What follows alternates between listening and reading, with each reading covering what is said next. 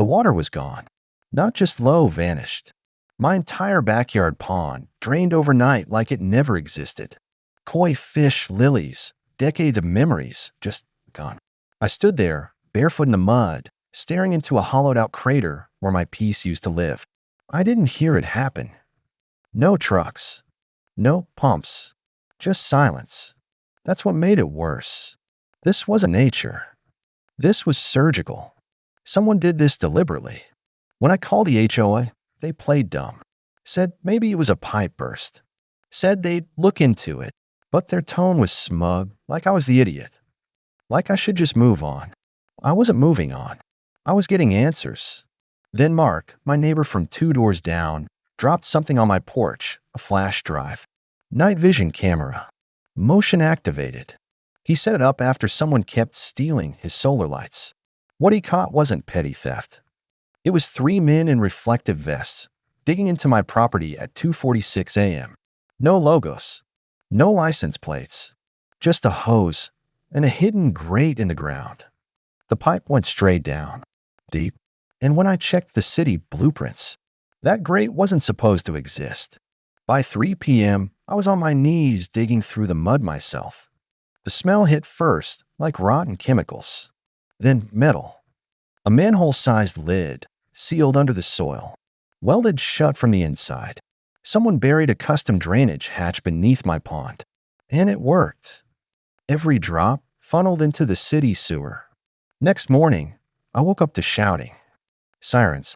Blue lights. Half the street was blocked off.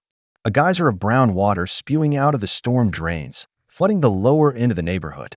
Kids on bikes screaming. City workers panicking. Then they came to my door. A clipboard. Bad. And a notice. I was being held responsible for a hazardous environmental backflow incident that caused property damage, street collapse, and potential biohazard contamination. Estimated cleanup cost? $2,600,000. I laughed. Not because it was funny, because it was unreal. I pointed at the pond, told them I was the victim. That someone drained it without my knowledge. That I had proof. But they didn't care. You own the land. That pipe is on your property. That's when I realized someone set me up. This wasn't about a pond. This was about destruction, blame, and silence. I walked back inside, locked every door, and sat down at my desk. They thought I'd panic, that I'd fold, that I'd disappear under the weight of fines and lawsuits. But I'm not built like that. If they want a war, they just started one.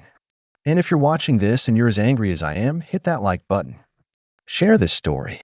Comment below if you've ever been targeted by the very people meant to protect your neighborhood. And subscribe because this goes deeper than anyone thinks. The pond was just the beginning. I couldn't sleep. Every time I closed my eyes, I saw that hatch, that pipe, that missing water. The look on the city official's face like he knew I was already guilty. Like this whole thing was already decided. At sunrise, I went back to the hole.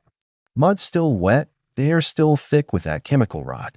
I pried at the edges of the buried hatch until my fingers bled. That's when I noticed something new. A label. Worn, rusted, but still legible, secondary overflow, property of Barriston Utilities. Barriston Utilities doesn't exist. Not in my town. Not in this entire county. But the name rang a bell. I remembered it from a meeting 6 months ago. HOA board proposal. They brought up possible utility enhancements to prevent future flooding. Claimed it was part of infrastructure modernization. The vote passed 4-1. I wasn't even present. They never explained what they'd install. Now I knew why. I drove to the records office fast. Had to see it with my own eyes. Pulled zoning maps, permit logs, contractor filings. And there it was 3 weeks ago, an emergency maintenance request for subground water drainage. The listed address, mine. The contractor, a dissolved shell company with no working number. The signature, illegible. But the approval came from someone in the HOA. A name I recognized. Carla Jensen, HOA board vice president. I stormed back to the HOA office. It was locked. But posted on the door behind glass was a new notice: special assessment hearing, unauthorized pond structure, potential fine pending. They were planning to fine me for my own pond, the same one they secretly drained. That's when I realized how far this went. They weren't just blaming me for the damage, they were rewriting the narrative. If I pushed back, they'd bury me in hearings and penalties. On paper, I'd be the villain, the rogue homeowner who refused to comply, who endangered the neighborhood. I walked home with my fists clenched and my mind racing. And there it was again, Mark, my neighbor, waiting on his porch, holding something else. This time a blueprint. He said he found it stuck in his trash bin. It was my property, my lot. But under it, sketched in red ink, was a branching pipeline system. Labeled valves, directional flow arrows, and at the center, the hatch beneath the pond. This wasn't a one-time drain job. It was a built-in system, and someone had designed it long before I ever complained. I flipped the sheet over. A date, Phase 3 activation scheduled July. It was July. I stared at the lines and numbers and arrows like they were code from another world. Then something clicked. This wasn't just about my pond. I remembered something the city worker said in passing. This was the third backflow incident in the last 2 months. All in HOA neighborhoods. They weren't accidents. Someone was draining water on purpose. Maybe to shift blame. Maybe to hide something. But always in HOA-managed zones. Always in neighborhoods that pushed back against sudden rules or resisted redevelopment plans. I checked the news that night. A quiet headline buried on page 6. Underground pressure spike causes flooding on 7th and Larch. That's 4 blocks from my place. I knew what I had to do next. I wasn't going to play defense anymore. I was going underground. If you're watching this and your neighborhood has seen strange pipe work, sudden floods, or odd improvements, comment below. You're not alone. Share this video because they count on silence. And silence is how they win. But I'm done being quiet. I sent the water to a lab. I needed proof, not speculation, not theories. I wanted hard numbers. If that pond had been used to funnel chemicals or sewer gas, it would show up in the samples. I didn't trust the city, so I mailed it to a third-party lab 3 counties over. Overnight delivery, rushed processing. While I waited, I visited the hospital. Tyler, Mark's son, was there. 8 years old, weak, pale, rash creeping up his arms. The doctors said it was likely environmental. Contaminated water exposure. Mark didn't say a word. Just stared through the window, eyes red from anger or exhaustion. Maybe both. I drove home furious. That pond used to be our sanctuary. My wife and I built it together. She picked every stone. She hand-fed the koi. When she passed, I scattered her ashes right there, beneath the biggest lily pad. I hadn't told anyone that. Not the HOA. Not even Mark. But now someone had violated that place. Desecrated it. And for what? Power. Money. Control. The phone rang 2 days later. Lab results. The voice on the other end sounded hesitant, almost scared. The water tested positive for 2 banned chemical agents, one used in industrial pipe flushing, the other in agricultural runoff. Both highly toxic. Not meant for public drainage. And both had government tracking IDs. I asked if they could trace the source. They said maybe. But here's the twist.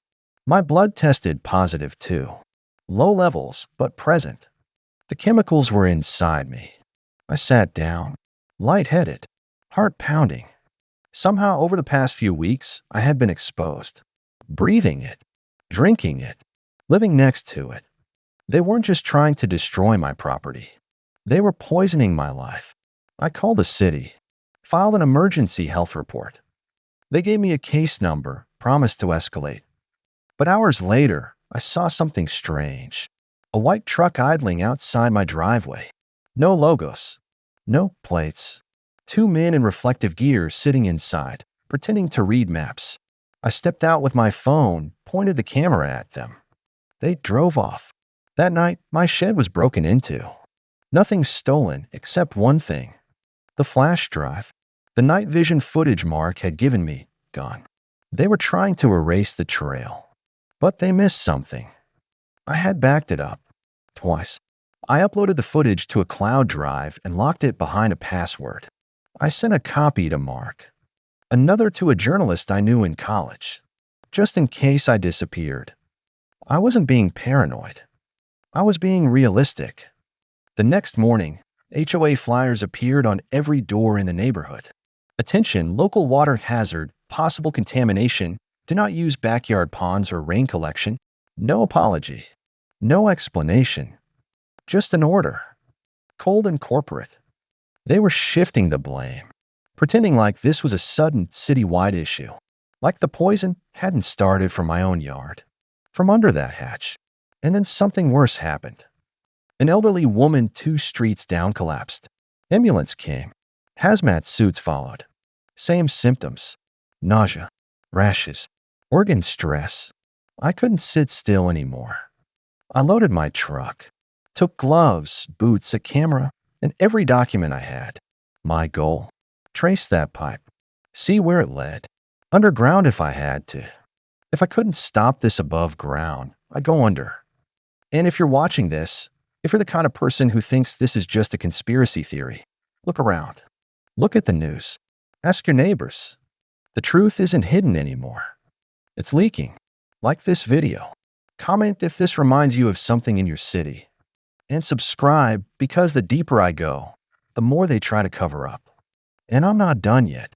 I found the entrance beneath the old maintenance shed behind the HOA clubhouse. It looked abandoned. The roof sagged. The lock was broken. But inside, under a warped floorboard, was a square metal hatch. Same make as the one under my pond. But this one had no mud. Just rust and the scent of oil and stagnant air. I opened it. Below was a ladder. Narrow iron, slick from years of moisture. I climbed down slowly, flashlight clenched between my teeth, one hand on each rung. It was colder than I expected. And quiet. The kind of quiet that presses on your ears until your thoughts start echoing back at you. I hit bottom after 30 feet. A narrow corridor. Pipes on both sides. Some labeled, some not. The floor was slick concrete, the air thick with mold and chemical tang. I started walking. I passed 6 valves, 3 pressure gauges. A side tunnel collapsed by debris. And then I saw it, a steel panel labeled Barriston Mainline. This was it. I opened the panel and found a monitor. It was old, flickering, but powered. The display showed water pressure levels, flow indicators. One of them read active. Another said divert. I hit print. A report hissed out from a hidden slot. Then I heard it. Footsteps. Heavy. Fast. Not mine. I turned off my light and pressed against the wall. The sounds grew louder. Boots. Voices. 2 men. Flashlights sweeping. One of them said my name. Not loud, but enough to freeze my spine. They were looking for me. I waited until they passed. Then I moved, slow but steady, deeper into the tunnel. I needed a way out, one that didn't take me back through the hatch. That's when I found the server room. Yes, underground. 4 server towers, blinking lights, a generator humming in the corner. And on the wall, a map. Full layout of the underground system. It was bigger than my neighborhood. This network stretched across 5 districts, all under HOA managed zones, all connected through unauthorized drainage lines that led, eventually, into one massive outflow. Not into the sewer, into the river. They weren't just draining ponds. They were dumping contaminated water into the city's natural supply. I pulled out my phone, took photos, videos, even a shot of the serial number on one of the machines. But I didn't hear the second set of footsteps. A hand grabbed me, pulled me back. A voice whispered, "Run." It was Mark. He'd followed me. Said he tracked my truck. Said he saw them too. That they were sealing the other hatch. That this was bigger than just the HOA. We ran. Back through the tunnels. Past the valves. Past the Barriston panel. They were behind us now. At least 3. Maybe more. At the ladder, Mark went up first. I handed him the printout, the video card, my evidence. Told him to get it out, even if I didn't make it. He hesitated, but I pushed him. Then I climbed. As I neared the top, the floor exploded behind me. Debris rained down. I lost grip, fell halfway, slammed my shoulder. But I got up, climbed again. Mark pulled me through, just as a hatch below sealed itself shut with a mechanical hiss. We didn't speak, just ran through the woods until we reached his house.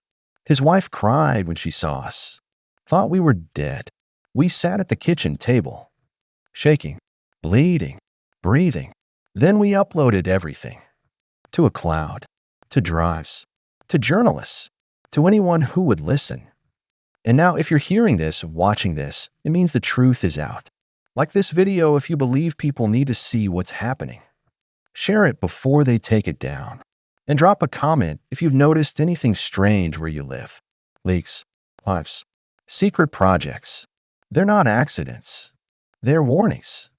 And the river isn't the only thing they poisoned. The footage went viral overnight. Within hours, thousands of comments poured in, people from other cities, other neighborhoods, all describing the same pattern. Backyard floods, mysterious pipes, warnings that made no sense. I wasn't alone anymore. Local news picked it up first, then national.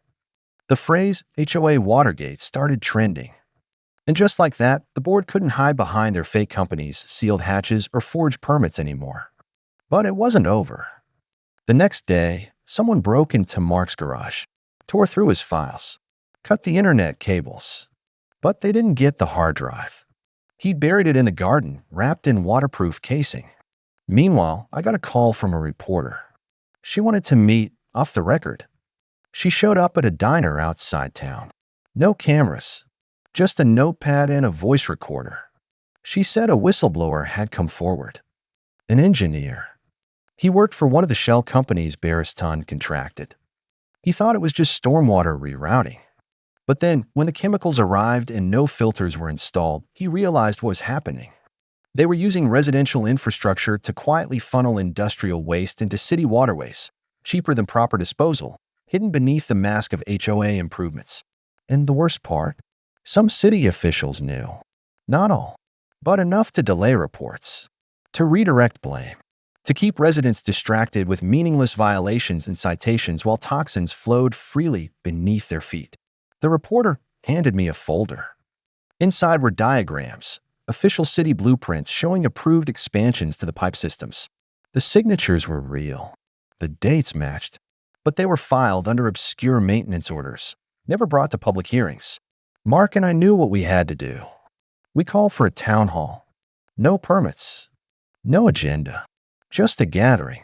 Hundreds showed up, not just from our neighborhood. People from 4 districts came, holding phones, signs, some holding bottles of brown-tinted water taken straight from their own taps.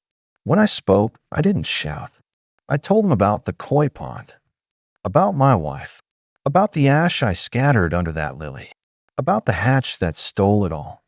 I told them about Tyler, about the blood test, about the voice that whispered run. And I told them the truth. This wasn't just an HOA scandal. It was a blueprint for control, for profit, for silence. But we weren't silent anymore. By midnight, the mayor issued a statement. A task force would be formed. Criminal charges were being reviewed. The HOA president resigned before morning. 2 board members disappeared entirely, vanished without warning, homes left empty. But it didn't feel like victory. Not yet. The water was still poisoned. The trust was still broken. I stood at the edge of the pond that next evening. What was left of it? The mud cracked. The koi gone. But I could still feel her there. My wife. The piece she left behind. I made a promise out loud. They don't get to bury things anymore. Not under my feet. Not under my town. So if you're watching this, if you feel like your voice doesn't matter, hear me now. It does. Speak up. Dig deeper. Don't let the surface fool you. Because what they bury beneath us always rises. Like this video if you've ever felt powerless. Comment below if you've seen something and stayed quiet. And subscribe because I'm not done uncovering. And neither are you. This is just the beginning. 3 weeks passed. The headlines slowed down. The reporters moved on. The HOA board vanished behind a wall of lawyers. But beneath the surface, nothing had changed. The pipes were still active. The water pressure was lower, sure. The flow meters showed fluctuation. But the system wasn't shut down. It was rerouted, somewhere deeper, somewhere hidden. I knew because my basement flooded again. Not from rain, from backflow. The water surged up from the drains, murky and hot, carrying that same chemical burn I'd smelled under the hatch. The smell of rot mixed with metal. I had installed a backflow valve weeks ago, but this wasn't a leak. It was pressure. Someone was still pumping. I called Mark. He didn't answer. I drove to his house. The front door was cracked. His garage light still on. But he was gone. No sign of struggle. No forced entry. Just empty. His wife said he left early that morning, said he got a call from a restricted number. He looked panicked. Took the truck. Left his phone behind. I checked the cloud server. The backup folder was missing. Deleted at 4:02 a.m. I pulled the security logs. An unfamiliar IP. Routed through multiple countries. Someone had breached it. Erased the evidence. And they had timed it perfectly, just before Mark disappeared. I should have panicked. Instead, I got cold. Because I realized something. This was never about water. This was about control. The HOA wasn't operating alone. They were part of a network. A quiet alliance between land developers, utility contractors, and political back channels, all masked behind the most boring thing on earth, neighborhood regulations. But it worked. Because no one looked twice at a landscaping memo.